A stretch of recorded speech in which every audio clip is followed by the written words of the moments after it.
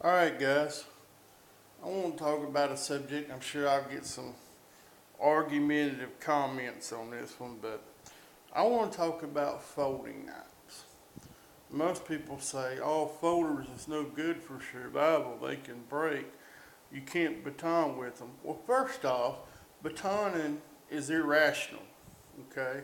There's all kinds of ways to break and split wood out in the wilderness if you have to. You know, you, you can make a wedge out of another piece of wood. You can make a axe, find a good sharp jagged piece of rock to help split small wood with. I mean, in a survival situation, you're going to be trying to get out. You're not going to be spending an hour splitting logs big enough to burn a big fire all night. You want to make a small fire, a hot fire that will keep you warm in a confined area inside a temporary shelter, under a tarp, in a wiki up, something along those lines, lean to. You don't need to baton wood to survive. It's just irrational. Have I done it? Yes. I've done it to test out knives to see if they hold up. I beat the hell out of a Bear Grylls Ultimate Survival Knife just to prove all the naysayers wrong. And it held up great during batoning. Is it something that if I'm in a survival situation, the shit's hit the fan, etc., etc., etc., am I going to abuse my knife by batoning with it? No. First off, I keep a hatchet or a tomahawk in my car at all times. So I don't need to baton with my knife, okay? But a lot of times when you're in an urban environment, you can't carry a fixed blade knife. You can't carry a tomahawk knife. Say you're at work and an EMP attack happens and the power grid goes down and your car's shut down and you've got to hump at home. Chances are all you're going to have is a folder in your pocket because you can't walk around most cities in America today with a big old Bowie knife or bushcraft knife on your belt. Here in the South, yeah, you can do it, but most employers frown upon that. So chances are you're going to have a folder. Now, there are several kinds of folders that I would define as a viable survival knife, and these are the ones you see in this picture here. First off, you have the traditional classics, okay? You have the Swiss Army knife, can opener, screwdriver, bottle opener, two blades. This is a winger, so it doesn't have the tweezers and the toothpick, which to me ain't that big of a deal anyway on the Victorinox. Then I've got an awl, and I've got a corkscrew in the back, which has a lot of uses. Okay, this stays with me 99% of the time. This is with me. And you've got the traditional scout knives, and this is an old Camillus era, probably about 1950, 1960. I carry it sometimes. It's a little heavier than my Swiss Army knife, and I don't like a heavy knife in my pocket a lot of times. But these are excellent if you get in a shit hits the fan situation. The old classic folding hunter, buck 10 style. This one's a Craftsman. I've had it a long time. I've actually got two of these. And it's based on the Buck 110. It was built by Buck for Craftsman back in the 60s and 70s. So that tells you how long I've had this knife. Now it's got the traditional good lock back, good, strong, sturdy knife. Skinned a lot of critters with this one. Just a good all-around knife. But it's heavy. So a lot of times, I usually don't carry it in my pocket. I'll carry it in a belt sheath, such as this one here. And you can see I've got this one set up for when I go in the woods, because I've got this big, huge ferro rod I got from my brother Larry Roberts up in Minnesota. He makes some excellent ferro rods with antler handles, guys. You can find him on Facebook, Larry Roberts. But excellent way to carry this knife on my belt, so it's not banging around in my pocket every step I take. Larry also has a YouTube channel as well. Now, my favorite, if I was going to be out in the wilderness with a folder, is the traditional sword peasant. The reason being is this extended tang actually makes it possible to baton with this knife, because if you're holding it like so, there's not any pressure being put on that pin because the blade's wanting to swing up. You're holding it in place. No way this knife's lock can malfunction and slip on your fingers as long as you've got your hands over that extended tang. And this design's been around since the 1300s. It's probably the original folder knife that came out. And it's basically a fixed blade that folds into itself if you look at it that way. But these are excellent. Carbon steel, convex grind. It's a little tricky to sharpen, but it's easy to learn. But this thing holds an edge and it's tough as nails.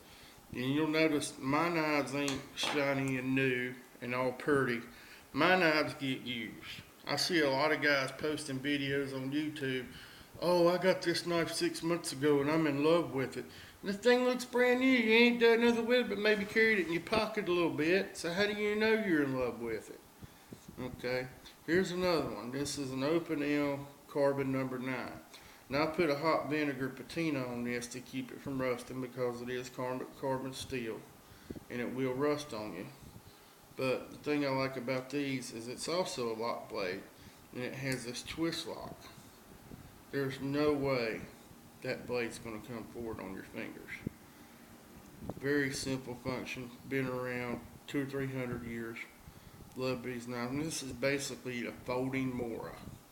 It's, it does everything a Mora number 3 will do, except maybe batoning or, more classic or stuff along those lines, which, like I say, you should never baton with a knife anyway. But this is an excellent knife, lightweight. This one's actually in a similar belt sheath on my holster, on my belt today, similar to this one I made, and I made another one. But this is an excellent knife. Now for my urban EDC, I carry most of the time this Cold Steel Tanto. Excellent defense knife, Voyager model, got the Triad lock, which is one of the strongest lock systems ever designed. And this is an excellent all-around knife, Tanto tip, super strong. If I'm going to have to defend my life, I want this knife in my hands. And it would be an excellent tool in a survival situation. That Triad lock is super, super strong. Good knife to have. But those are the kind of folders that I typically carry. I usually carry, a lot of times I'll carry an old slip joint, small pocket knife, a Stockman, Trapper style, an old Barlow I got from my buddy Wayne Whitney that I carry a lot. I usually got some kind of slip joint folder in my pocket too. Today I just carried the Swiss Army knife and the Opinel and the Voyager, and then I brought the other ones just to show for this video. But don't underestimate the folding knife.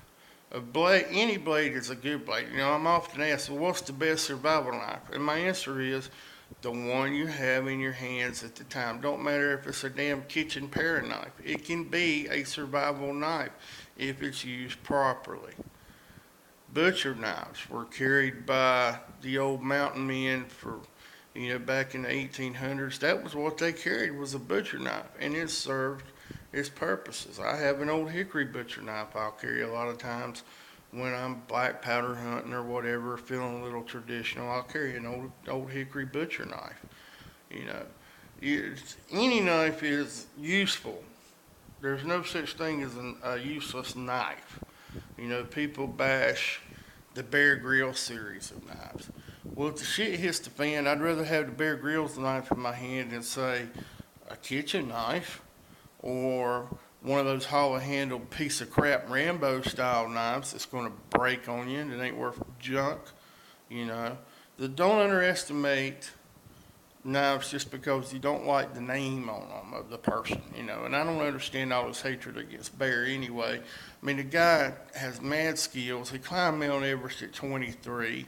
He's got a military background, and he does a lot for kids. He does a lot for the Boy Scouts. He does a lot for disabled and disadvantaged children. The guy's got a heart of gold. I really wish people would lighten up on all the Bear's bashing. Do I think he's the best survival expert in the world? Absolutely not. Would I try a lot of the stuff that he does on his show? Absolutely not. Have I learned stuff from his show? Yes, I have. You know, there's no such thing as a survival expert or a bushcraft expert. They don't exist. There's always more to learn. There's only infinite students in this field and in this genre. You know, so every famous person out there has their strong points and their weaknesses. Nobody is an all-around superstar in survival, in my opinion. Take Cody Lundin, for instance. Respect the hell out of him, knows his stuff, but the guy walks barefoot in Louisiana swamps. Am I going to try that? No. No, I'm not going to try that no sooner than I am going to try to climb off a cliff on paracord like Bear does. But you hear a lot less people bashing Cody than you do Bear. And a lot of stuff Bear does makes more sense than the stuff Cody does. You know? So you never see Cody carrying a tomahawk or a hatchet. And to me, going into a survival situation without a tomahawk or a hatchet or an axe is kind of stupid. Why wouldn't you want to carry an extra pound and a half hatchet or tomahawk and make your life a lot easier? You know, there's certain things I won't go into the woods without, and that's a good knife, a good hawk, and a ferro rod, and some cordage, be it bank line or 550. And I'm not going to go in without a good pocket knife as well for general skinning, camp chores, making feather sticks, things like that. You know, these guys come in handy for all that stuff. So never underestimate the folder as a survival or bushcraft tool. Should it be your only tool? Not if you can help it. But if it is, don't feel insecure about it. Be wise with how you use it. Don't abuse it. And just take it as it comes. And that's all. Gary J signing off. Have a great week, fellas.